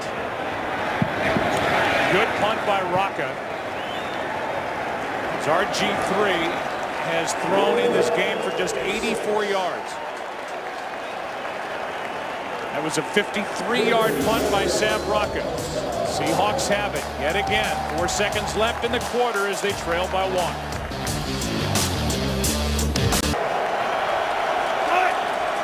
Four seconds left, third quarter. First down, Seattle. Down by 1. It's Lynch to the 40. And that'll do it for quarter number 3. 1 point separating the Redskins and the Seahawks. Off to the fourth we go here in Maryland.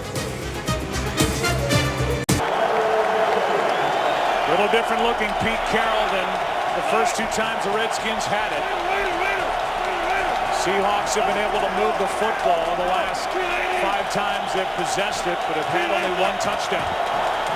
And a fumble deep in Redskins territory. Now Wilson picks his way through the defense and spins out to the 45. Gain of 5, third down coming up. Yeah, I think the point that you make, Joe, is very good. That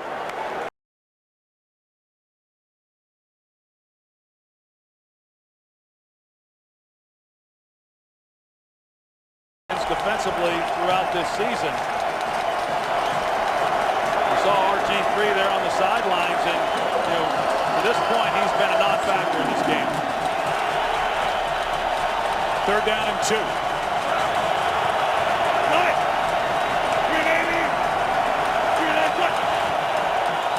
They fake the toss. Wilson in trouble. Dowdy brings him down, and they're going to rule it a sack.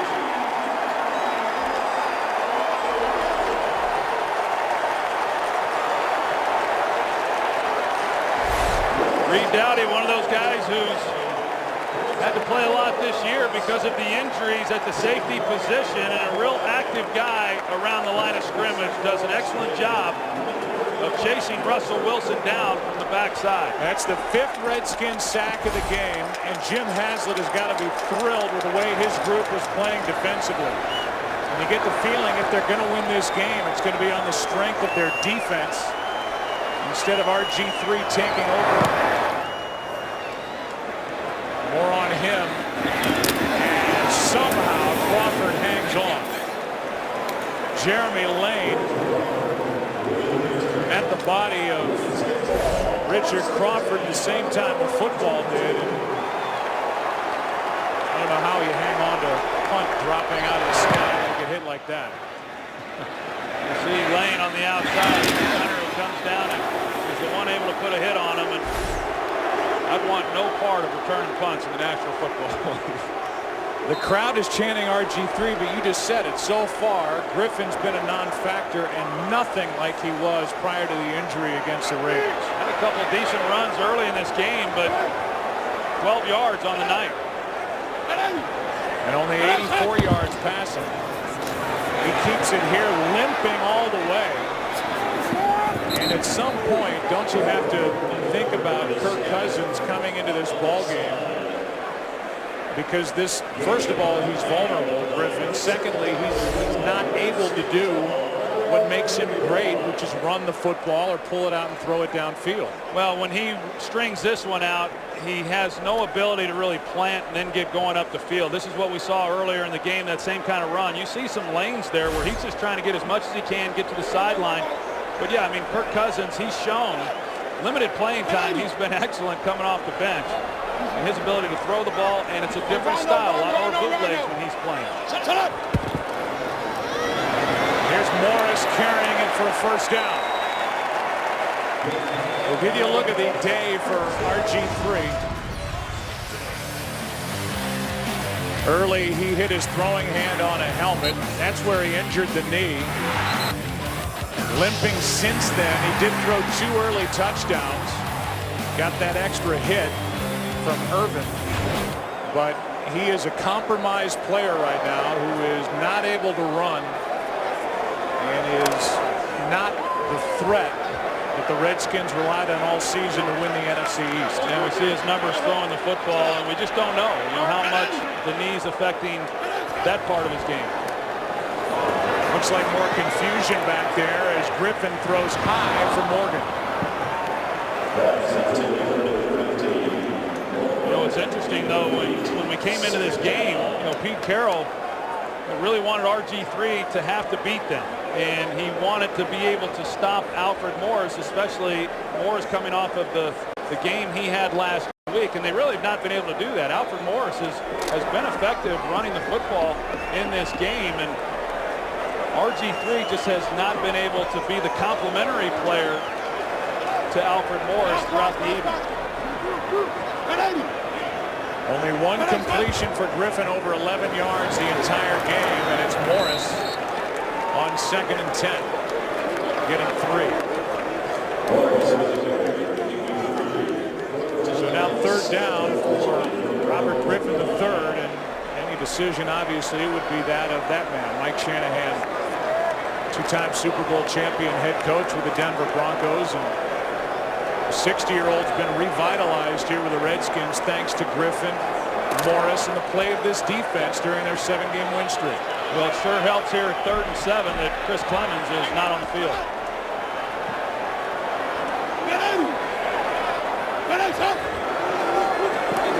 Griffin over the middle, pass incomplete for Hankerson. He had him. Hankerson could not make the connection. It's 4th down. See Leonard Hankerson, he's got the square in, and he's open. A ball that's out in front of him, but it wasn't a great throw. Certainly put it on his body a little bit better, but Hankerson, I thought, could have been able to make that play. Redskins now 1 for their last 5 on 3rd down after starting 4 for 4. And 2 touchdowns on 3rd down. Washington avoids a tackle. Takes it out near the 21. 52-yard punt, 11-yard return. Again, Russell Wilson to the field. Down by 1. Today's game on Fox is sponsored by Nationwide Insurance. Nationwide is on your side. By Bud Light Sports Fan app. Download the app today. And by Pizza Hut. Make it great.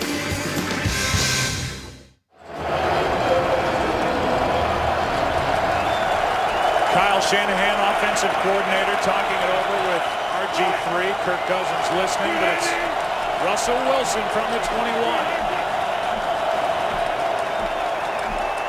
He's got Tate. Golden Tate makes a spin move. Very good after the catch as Golden Tate a gain of 7. Right around Dowdy, and there have been a couple of missed opportunities for the Seahawks down by 1. The fumble by Lynch at this point is the difference in the game, and then the missed Doug Baldwin. But that said, the Seahawks have been able to move it. They did not score on either of those 2 drives and those missed opportunities. Down by 1, it's Lynch. And Lynch had a huge hole to run through. He's out across the 45. And doing what Marshawn Lynch does in the playoffs, carrying tacklers, good for 18. And Max Unger, the center, he does a really good job of sealing that and giving Marshawn Lynch a place to run the football. And you mentioned earlier, Joe, how much a running game really helps a young quarterback, and having a veteran center helps as well, especially a Pro Bowl center. And Max Unger does a nice job of calling out protections and taking a lot of pressure off this young quarterback. Under 10 to go. Wilson keeps it. Nowhere to go. There's Dowdy again. A loss of 1. Well, this is the way defensively that you draw it up. Ryan Kerrigan, he's going to take the dive man, but then you see Reed Dowdy, who he scrapes, and he's there for Russell Wilson. Not easy. Not easy to do for Reed Dowdy. You see all the space that Russell Wilson had, and being able to make a tackle against an athletic quarterback that can really run. That's a nice play. Dowdy 10 tackles, 2 sacks in this game.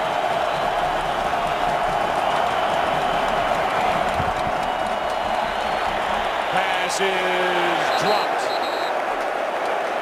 Zach Miller, the intended receiver. And now it's third down. This was a Seattle offense that threw the ball only 75 times over the first 5 games.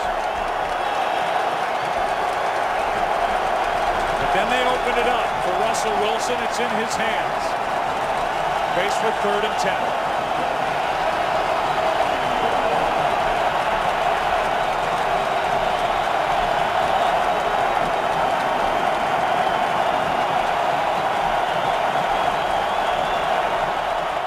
Again. Seahawks pick it up out of the backfield. The catch is made by Miller, and Zach Miller's got a first down inside the 35. Brought to the ground by Alexander, but 22 yards on 3rd and 10. Well, here's Zach Miller. You're going to see the pressure. Medea Williams, he hits it, and now they believe that Zach Miller is going to stay in protection. But when he leaks out, there's nobody there then in coverage. And it's a big 3rd down conversion for Seattle. Good job by Turbin to pick up the blitz from Williams. First down.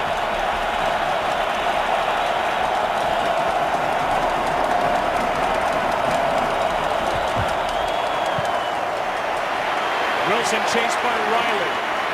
Throws it away. 2nd and 10. This January, Kevin Bacon comes to Fox in a groundbreaking new series.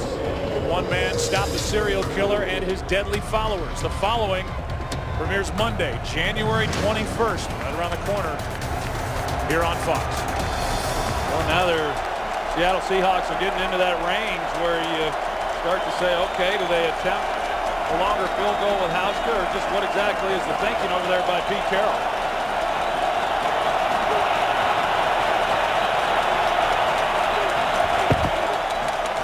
Off to Lynch. Hit the brakes, reversed field, and takes it down inside the 30. Picked up 5. There's Hauschka. Before the game, said his range was 55 yards, even with this bad footing. But who knows how comfortable he feels with a turned left ankle. Maybe 2 downs to get 5 yards here. Yeah, the Redskins are hoping they'll find out. 3rd down and 5.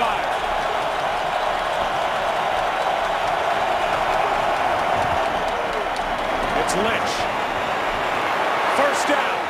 Still going. Gets a block from his quarterback and is in for the touchdown.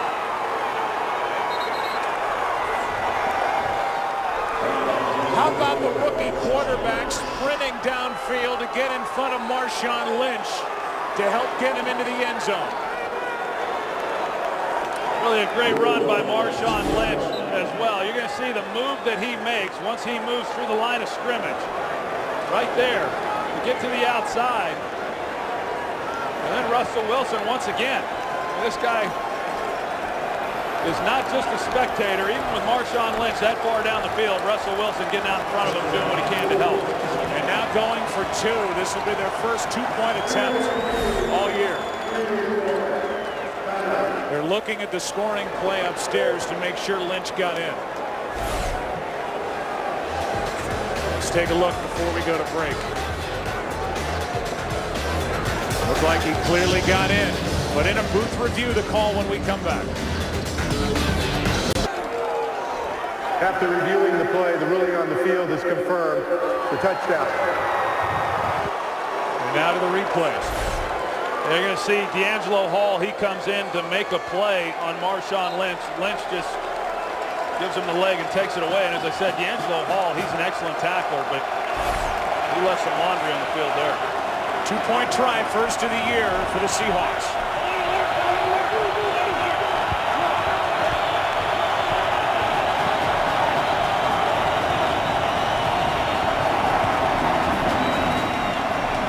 Wilson. Got it. Miller. Zach Miller. Working on Medea Williams. Made the tough catch. It's a 7-point game. The Seahawks on top. Today's game on Fox is sponsored by the all-new Ford Fusion. Go further. The Seahawks now put up 21 unanswered points since the first quarter. And more specifically for the Redskins, they have done virtually nothing offensively since RG3 re-injured that knee. Niles Paul on the return. Out across the 20, knocked down across the 23. So now Robert Griffin III comes out. He has been totally shut down by the Seahawk defense and really isn't himself. This isn't RG3 with a bad knee. It's gotten worse within this game. Well, there's no question that it has. I mean, there's a guy who obviously is an explosive player, and they're able to use those things along with Alfred Morris, but he's just not been a factor in this game. And, you know, we talk about Kirk Cousins. I don't think for a minute that anyone's thinking about making that move on the sidelines. But he's not been very effective throwing the football either. He keeps it here. As all day, and can't get rid of it. Brought down by the rookie Bruce Irvin.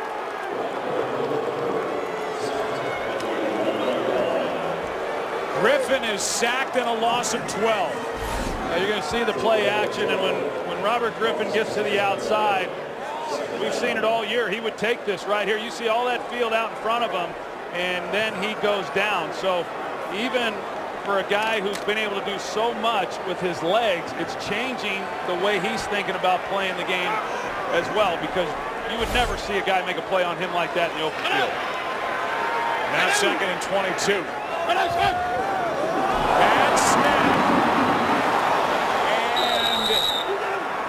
And it belongs to Seattle. And Robert Griffin III is down on the ground and can't get up.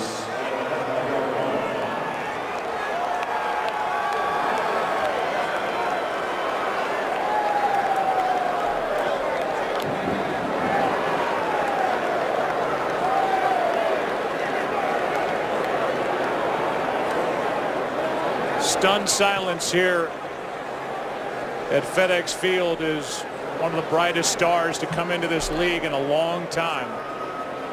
He has not been himself the bulk of the day, now can't get up.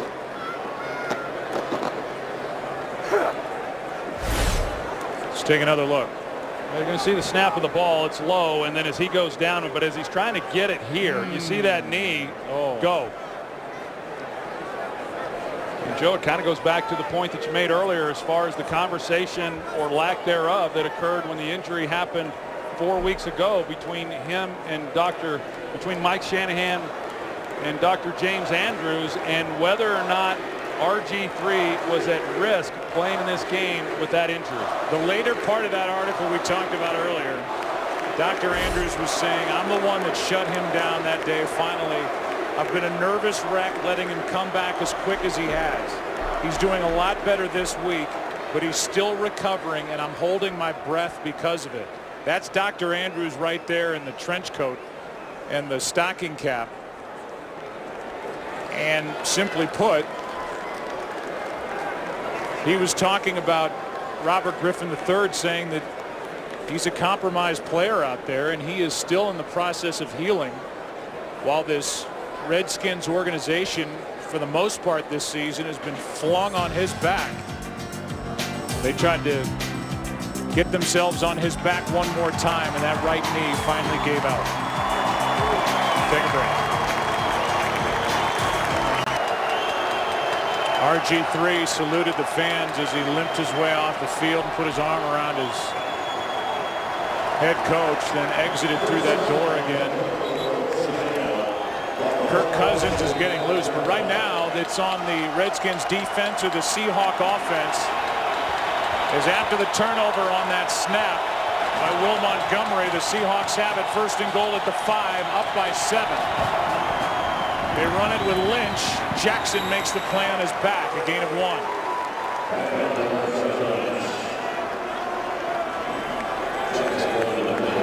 Well, right now, Joe, for this defense of Washington's, they're down 7 points, and they have got to be able to come up with a stop here.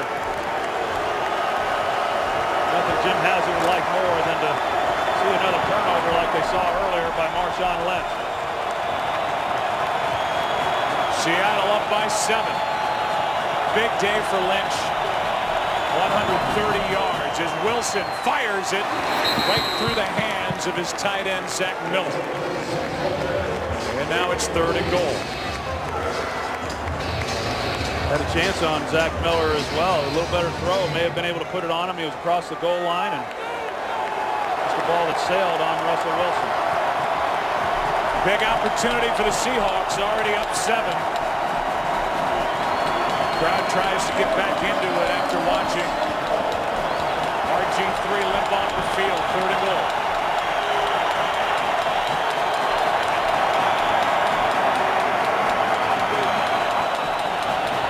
Pass is incomplete for Golden Tate. He's looking for a flag and won't get it. Like there was some contact there on Golden Tate. Another ball that sails was definitely contact. I don't think it was penalty was warranted, but he got inside leverage, and you see that a lower ball, a ball thrown down on the body, that's a pretty easy play to make, but it sails on Wilson. Just a little more than an extra point. Hauschka to make it a 10-point game from 22 yards out. He is 3 for 3 on the day.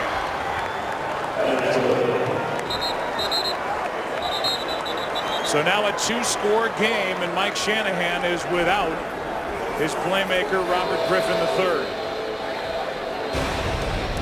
We look ahead to next week, and it's the divisional round. The NFC playoffs continue right here on Fox. Beginning Saturday, the Packers taking on the 49ers in San Francisco. Coverage begins at 7:30 Eastern, and then next Sunday at noon Eastern, it will be the winner of this game in Atlanta to take on the #1 seeded Falcons. So now the attention shifts to Kirk Cousins. When you talk about the year that Kyle Shanahan and his father Mike Shanahan have had putting an offense together, I think what makes it even that much more impressive is once the focus shifted away from RG3 for the end of the one game against the Ravens, the start against Cleveland, they went to a different plan, and Cousins was so effective against the Browns in a win during the 7-game streak. Well, it's essentially a different playbook. You know, I mean, they still have the same pass routes and things of that nature, but the read option is taken out. You do run more of the boots, and he's more of your classic drop back passer, more so than RG3. 5.5 to go. Each side with all 3 timeouts, and Niles Paul will return it. Almost lost the football and can't make the 20. 22-yard return, and here comes Cousins. Yeah, and a guy who, you know, obviously a young player, doesn't get much work during the week, but he's been in this situation before. You say coming off the bench, the game they had to win to even put themselves into the playoffs against Baltimore, and he played exceptionally well. Griffin back out to watch. But the rest of this belongs to Cousins, a 4th-round pick out of Michigan State.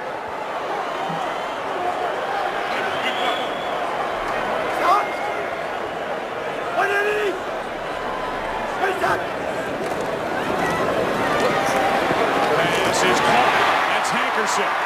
And the big receiver in his 2nd year out of Miami is good for 15 yards. Pretty good start. You know, anytime you come off the bench and you haven't thrown a ball in a while and you want to get that first completion, and they're able to get it with Kirk Cousins. Now he's running a no huddle, and again, just something that he doesn't get a lot of reps on during the week. Wide snap. Cousins gets hit, and it's an incomplete pass. Meanwhile, Rex Grossman, as Bruce Irvin got the arm of Cousins and ruled it incomplete, Rex Grossman is inactive. So if Cousins were to go down, the Redskins are out of quarterbacks. 2nd down and 10. As Cousins comes off the bench, what a spot.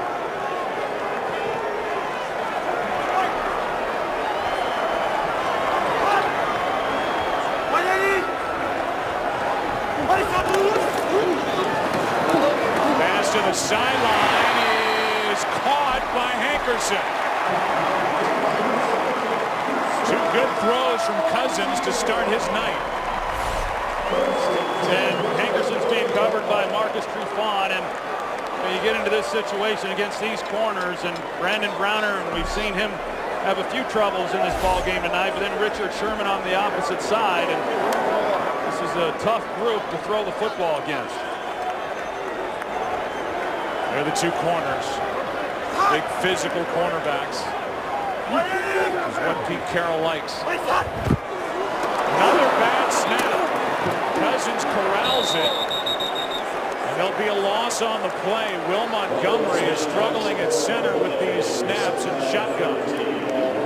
That was the end of the night for RG3. And he's got a big body in front of him, and he's trying to get the ball snapped and make a block in the exact same poor snap that he made to Robert Griffin. Blitz coming. Pass is incomplete from Moss. Crowd wants a flag. They won't get it on Trufant. It looked like Trufant might have got a hold of him down low before the ball got there. It certainly was close, but he was beat on the play, and that's a play that Santana Moss just has to be able to catch.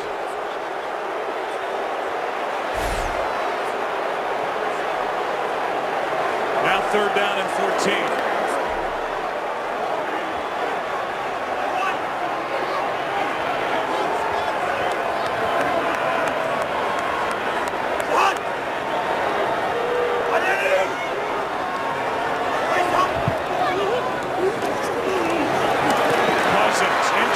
Stays up, incomplete from Morgan, who gets thrown to the ground by KJ Wright. It's 4th down, and it looks like they're going to leave the offense out on the field and hope for a conversion. Well, Kirk Cousins did a nice job of keeping that play alive. There actually was enough blockers in. They brought pressure.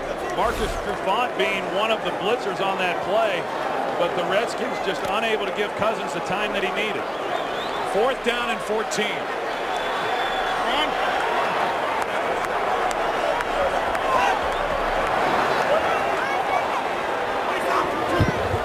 Blitz from Seattle. Cousins gets hit, and it's incomplete. The Seahawks brought pressure, and the Redskins couldn't block it. Jerron Johnson came through with a pass incomplete. And Jerron Johnson has been a big part of Pete Carroll's blitz package throughout the season, and they bring it all 3rd and long, and that's something that Pete Carroll's been known for throughout his career. When you've got long down yardage, make the quarterback get the ball out quick, and it's an excellent job there by the Seattle Seahawks defensively. Gus Bradley is a defensive coordinator who was inherited by Pete Carroll. Bradley was recommended by Pete's longtime confidant, Monty Kiffin. Bradley coached linebackers for Kiffin down at Tampa Bay. And now it's Gus Bradley as Turbin carries it for 4.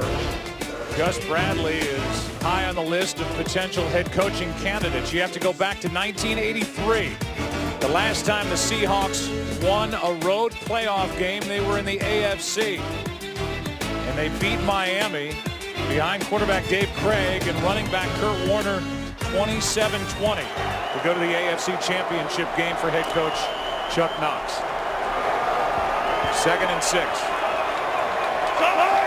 Seahawks have lost their last 8 straight road playoff games.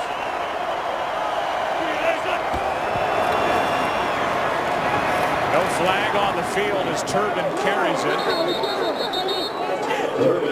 Maybe there's one along the sideline. I didn't see a flag either, Joe. Sure looked like Barry Cofield came across early. Yeah, it did. He got across, it looked like prior to the snap, but there's no flag, just a timeout taken by the Redskins. Let's give you a recap as to what happened today. It started out great for the Redskins. They had a couple of early touchdowns, but then Seattle went to work. Marshawn Lynch carried it in with Russell Wilson as quarterback blocking for him, and then the knee gave out finally for RG3. 2 possessions ago for the Redskins, and it has been all Seattle since a 14-point first quarter for Washington. But you think about the Seattle Seahawks season and that win that they had in overtime on the road at Chicago, and what they did, what that game did for this team's confidence in knowing that they could go on the road and come from behind and win a game. And even when they were down 14-0, boy, it sure looked good for the Washington Redskins, but the Seahawks hung in there. And they played well. 3rd down and 2. Turbin in at tailback. He gets it lying right, lowers his head and comes up about 1.5 yards shy. Timeout is taken by the Redskins.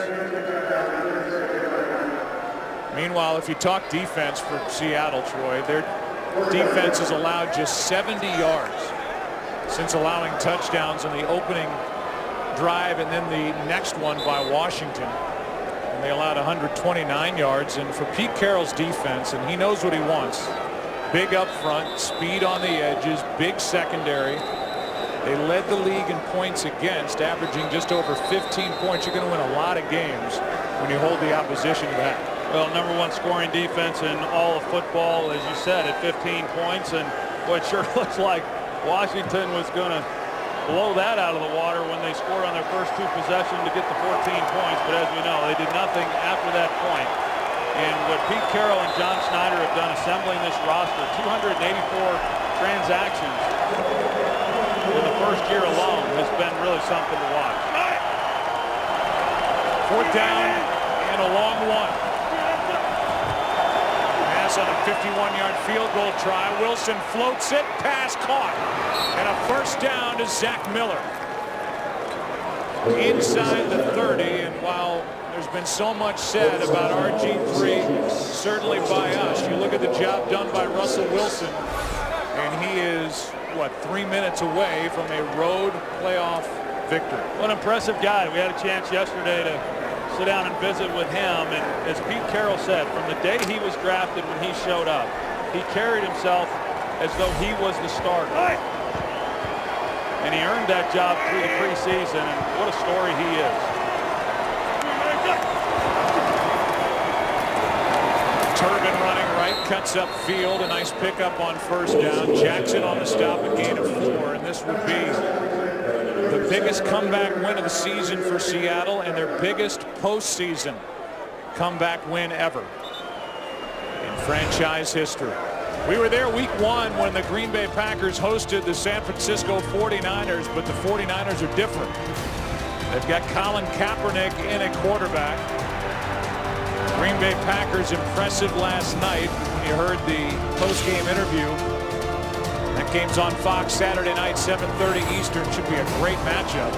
You could hear the concern Aaron Rodgers had yet again for injuries they suffered offensively against the Vikings in that wild card game last night. Yeah, a game where defensively they did some really nice things. Certainly welcomed Charles Woodson back, but had some more guys get banged up. It's kind of been the story of the Packers, but as you said, a little different looking team there out west with Colin Kaepernick now calling the signals. 2nd down and 6. Lynch back in the game. Marshawn Lynch, he just does not go down easy. Takes it to the 20. Barry Riley on the stop. Washington out of timeouts. That'll take us to the 2-minute warning. We'll check.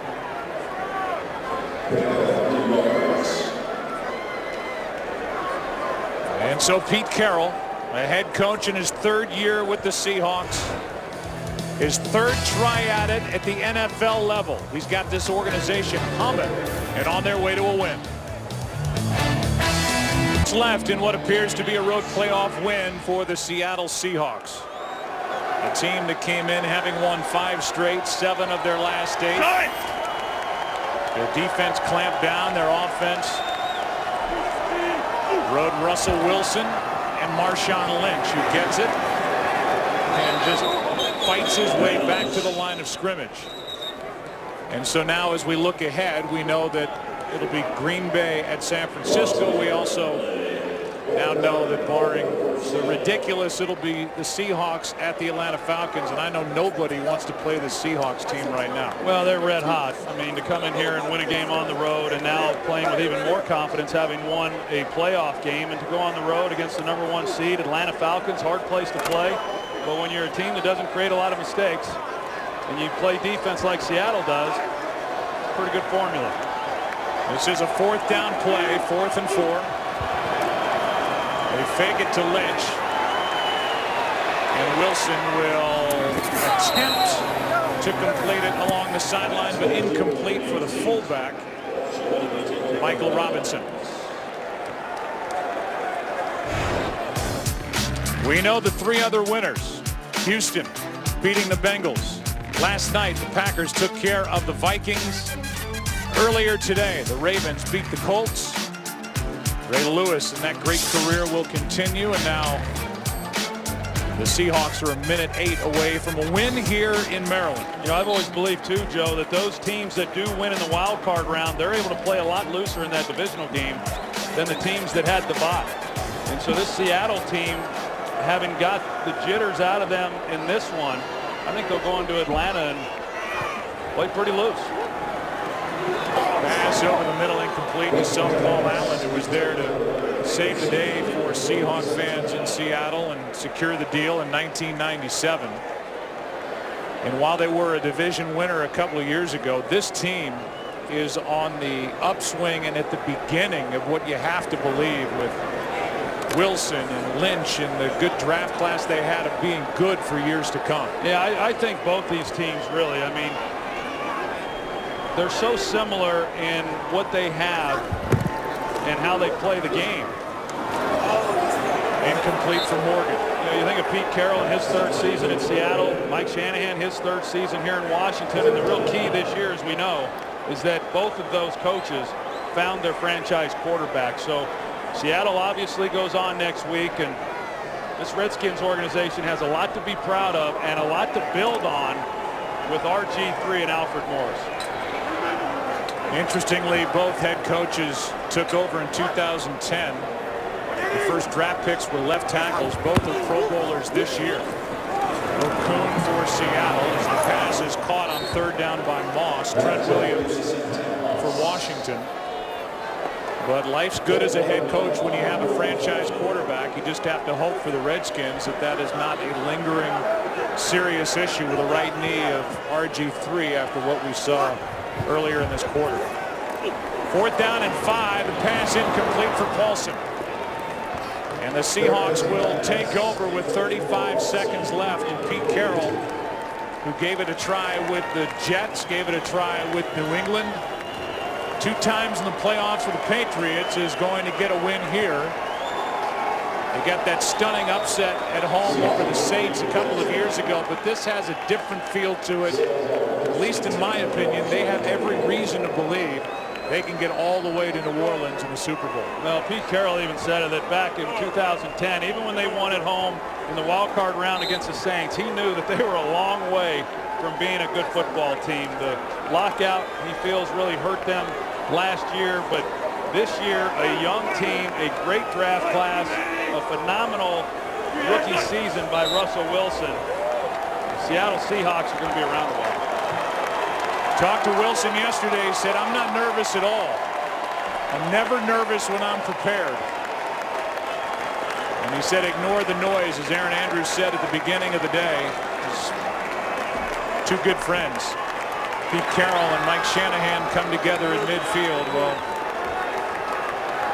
there was plenty of noise here early, but it's Russell Wilson and the Seahawks that come on the road and get the win over the Redskins. We'll take a break, come back here for more as the Seahawks are moving on. Next up, the Falcons next Sunday.